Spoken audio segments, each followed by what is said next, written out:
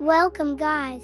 Today, going to be making this peltier cooler which you can use for any AC or room heater projects you want to do. These are things needed for today's project.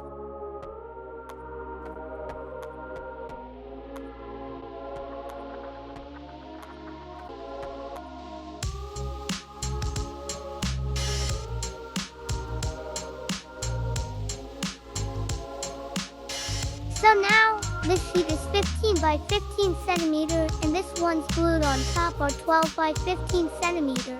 But first, let me show you how to make the PVC sheet. Please touch the subscribe button for me. It's free. You won't have to pay for this. Instead, YouTube will. Cut into two and heat up on a gas cooker or any other heat source. Rotating the PVC, making sure all the surfaces are heated.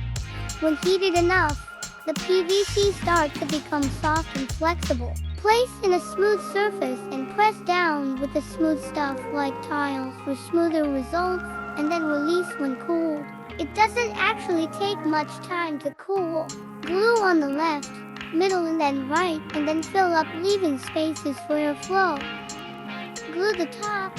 Make sure other sheets are glued on it as well to hold them firmly. Drill the hole by the left side for the copper pipe's penetration, and then fit in the copper pipe, but it has to get below those sheets. Okay, this is a copper plate or copper sheet.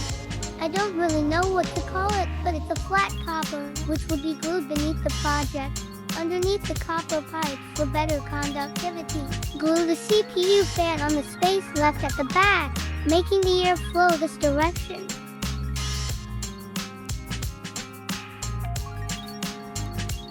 Make a stand for it by piling up PVC sheets till this thickness and glue beneath the project to protect the copper and the peltier module. This is a peltier module. It has two sides.